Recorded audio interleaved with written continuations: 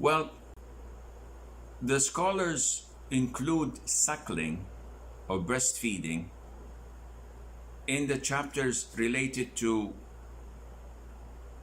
marriage and the likes, because through suckling we get what becomes an issue in the future in regards of a person being a mahram. So by default, a woman gives birth to a child. This boy automatically, whether breastfed or not, whether suckled or not, he becomes a mahram to his mom. He becomes a mahram to his maternal and paternal aunt. He becomes a mahram to his sisters. He becomes mahram to his nieces. He becomes mahram to his grandmothers, etc. Just by being born. Now, the similar way of prohibition, the similar way of process of becoming a mahram takes place whenever a child is suckled.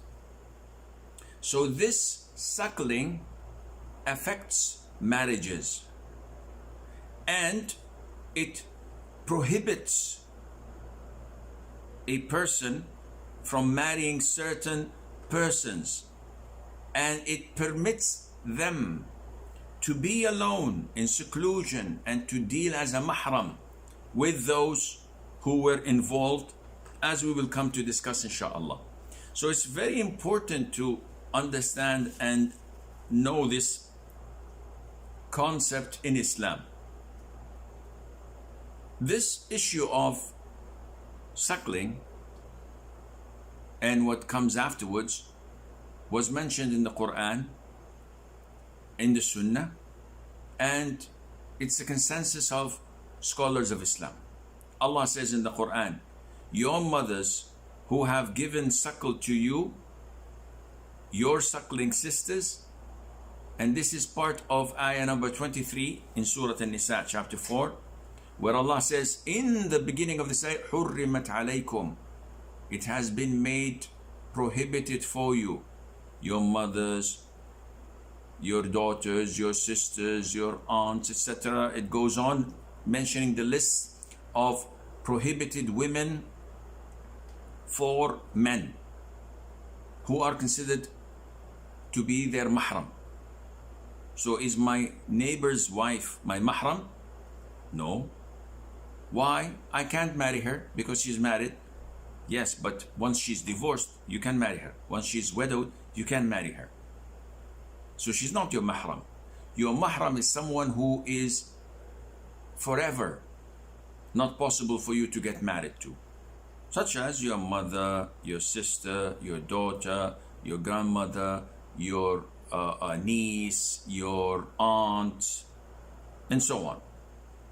So here Allah says, your mothers, among those who are prohibited for you, who have given suckle to you. Okay, this is understood. The woman that suckled me is a mahram to me. Your suckling sisters, and also the sisters that were born to that woman or who suckled with me from the same woman, they would become mahram to me as well. And the Prophet said alayhi salatu wasalam, in an authentic hadith, breastfeeding prohibits marriages just as birth prohibits. يحرم من الرضاع ما يحرم من النسب. So through birth, through your lineage, through your bloodline, who's mahram to you? My mom who gave birth to me. So likewise, the woman who suckled you is now your mother. Okay. Also, my sister who's born to my mother, or she's a half a sister. We share the same father, but different mothers. Or we are siblings, have the same father and the same mother.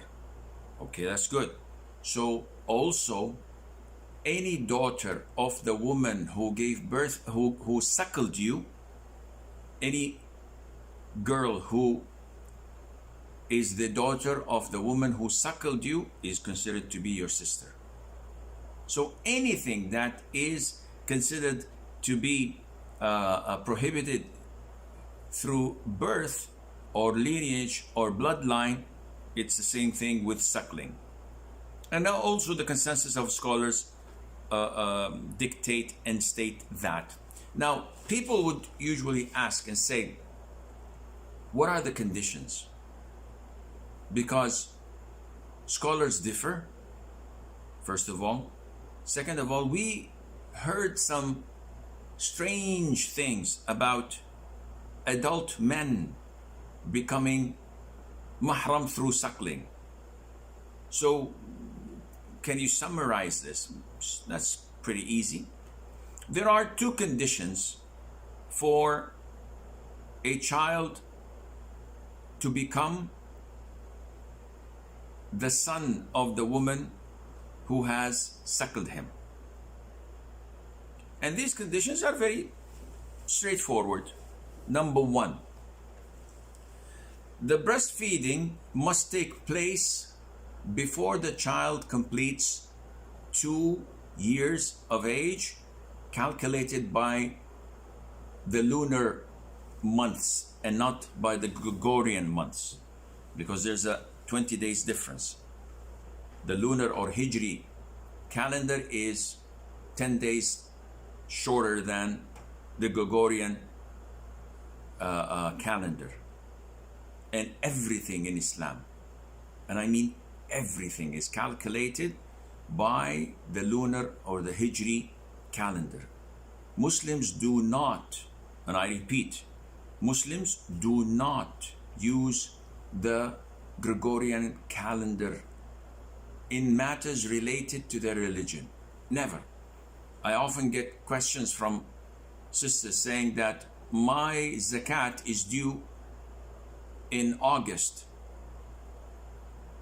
And I said, whoa, this can't be. We don't have such calculation for zakat. It has to be through the lunar months. Because if you calculate it every August, for example, after 3 years, you'll be 1 month overdue. Because every year there is a difference of 10 days. And this is not fair. So in terms of religious practice, we only refer to the Hijri calendar. In day-to-day, like when you're traveling, when is the conference going to be held, etc., you may use the Gregorian calendar due to the fact that most people are ignorant of their Islamic heritage and their religious beliefs. So they don't understand if you tell them, well, it is in Dhul Hijjah, the 12th of Dhul Hijjah. When is that? But if you say to them, it is on the 5th of July or something like that, they say, okay, now you're talking. And this is shameful, unfortunately. But anyhow, this is not our topic. So the first condition for suckling is that this should be while the child being suckled is less than 2 years of age, calculated by the lunar calendar.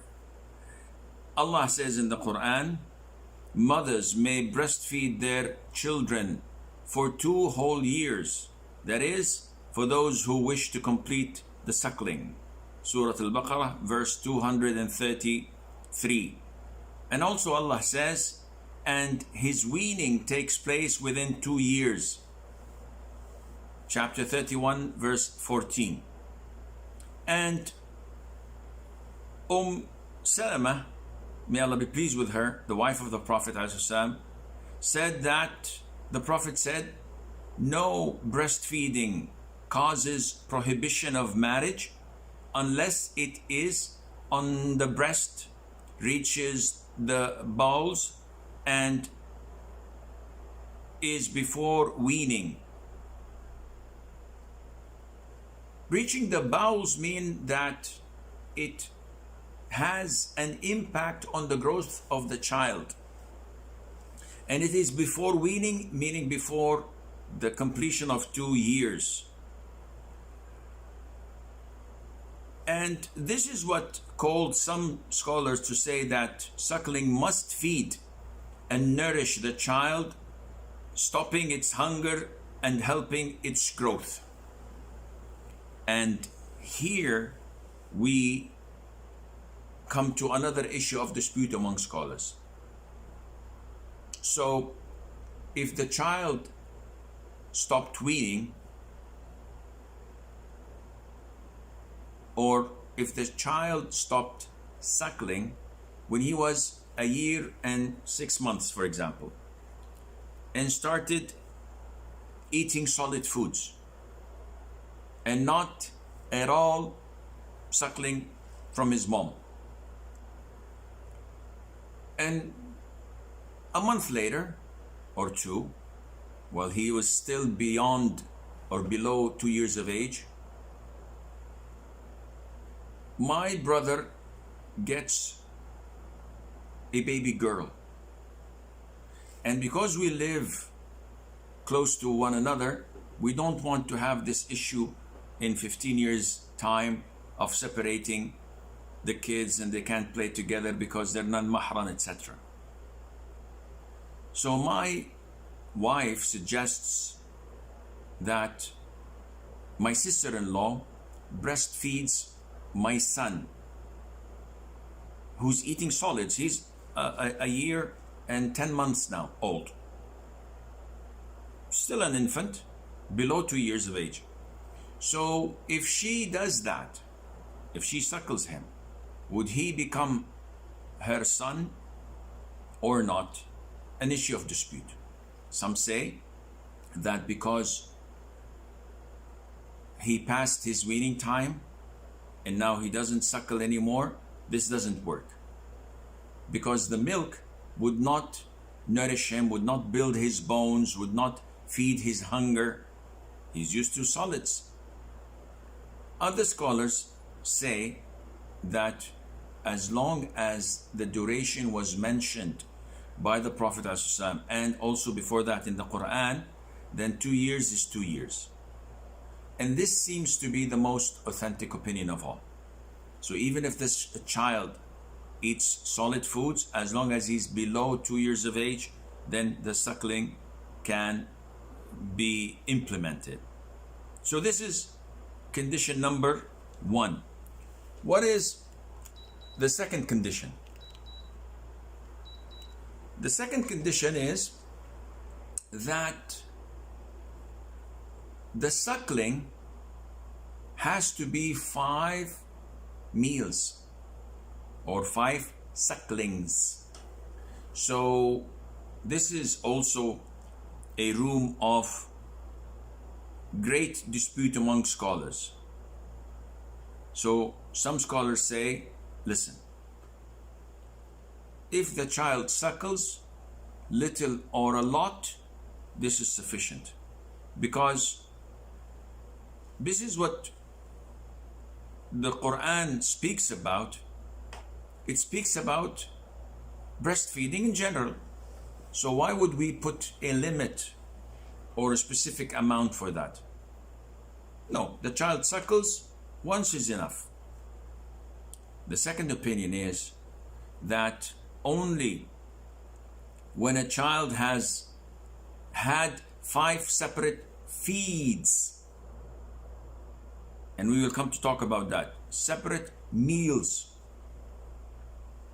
Another opinion is that 3 feeds is sufficient, and this was narrated by Abu Hurairah, may Allah be pleased with him. So which opinion should we follow? Well, the most authentic hadith in this regards is the hadith of Mother Aisha, may Allah be pleased with her, and others, where she said that the Prophet ﷺ said 5 sucklings that fill, meaning that prevents hunger, suffice. So the scholars came back again and said, okay, what counts as suckling? If a child takes his mother's breast and sucks once and then he leaves it, would this be considered to be a meal? Because in Islam we have the word rad'ah from suckling. Rad'ah rhymes with wajbah, which is meal. So some scholars said, okay, the 5 sucklings that the Prophet was talking about as some were referring to a meal. So when the child is hungry, takes his mother's breast and suckles and suckles and suckles until he's had enough and leaves it because he's full. Even if you try to force the child to drink more, he would not take any more.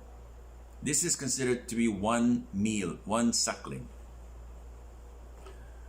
Other scholars said, no, if the child picks the breast and suckles it and then leaves it, whether to breathe or whether to shift to another breast, he does this without anyone forcing him to do it.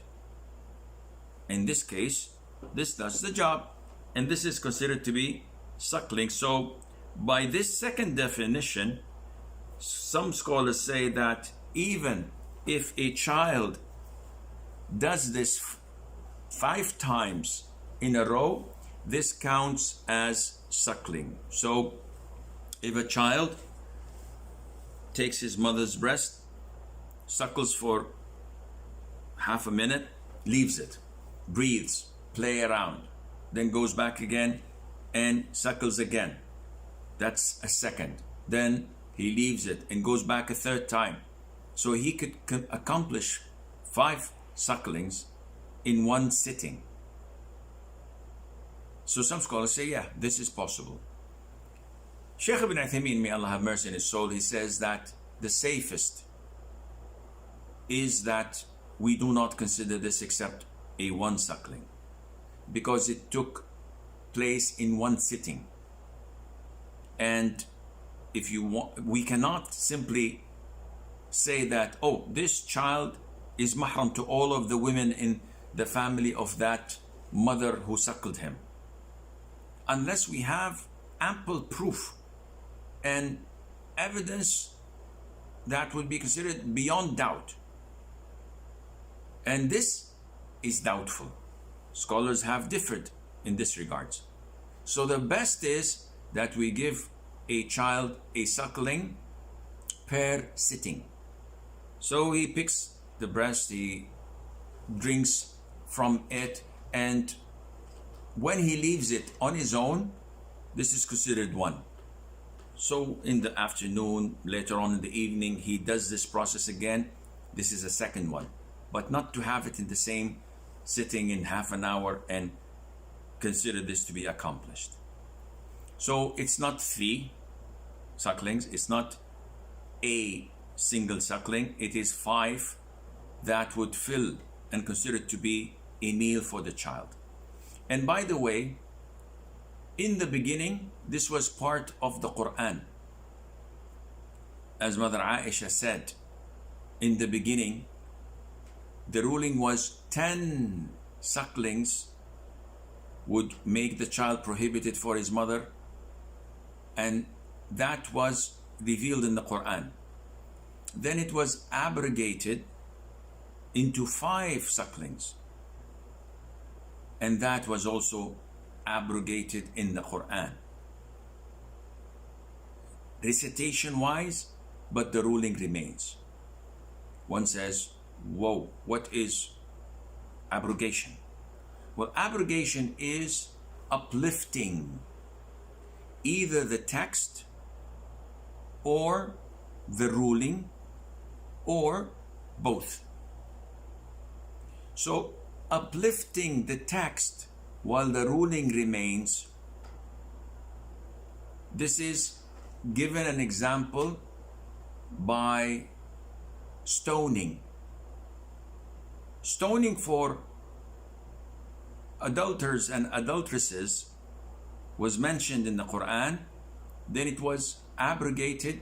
We don't recite it anymore, but the ruling remains. Likewise, 10 sucklings was mentioned in the Quran. We do not find it anymore. We don't recite it anymore because it was abrogated. And of the famous hadith, if man had a valley of gold, he would have asked for a second, and if he had 2 valleys of gold, he would ask for a third. This was part of the Quran, and it was abrogated as per the authentic hadith. Why would Allah abrogate such a verse or such a ruling? This is Allah's words. Allah says in the Quran, ما ننسخ من آية أو ننسها نأتي بخير منها أو مثلها ألم تعلم أن الله على كل شيء قدير. Whatever we abrogate from the verses of the Quran, or we make them to be forgotten, we will substitute it with something that is similar or better. So this is for Allah Azza wa Jal. As for the abrogation of the ruling while the ayahs remain, there are plenty. For example, O you who believe, do not approach prayer while you are in the state of intoxication, so that you would be aware of what you say. We all know that this is a verse of the Quran, but the ruling is not applicable because it was abrogated when Allah made intoxicants prohibited, full stop. Likewise, the ayah in Surah Al-Mujadilah, O you who believe, whenever you want to speak secretly to the Prophet ﷺ, you should offer a charity. إِذَا نَاجَيْتُمُ الرَّسُولَ فَقَدِّمُوا بَيْنَ يَدَيْ نَجْوَاكُمْ صَدَقَةً. This, as Ali says, may Allah be pleased with him, I was the only one who applied this verse because the companions used to overwhelm the Prophet ﷺ with their questions. So Allah wanted to make it easy for him, and he mandated that whoever wants to speak to the Prophet must first give charity. So a lot of the companions hesitated because this was too expensive for them. They couldn't afford it.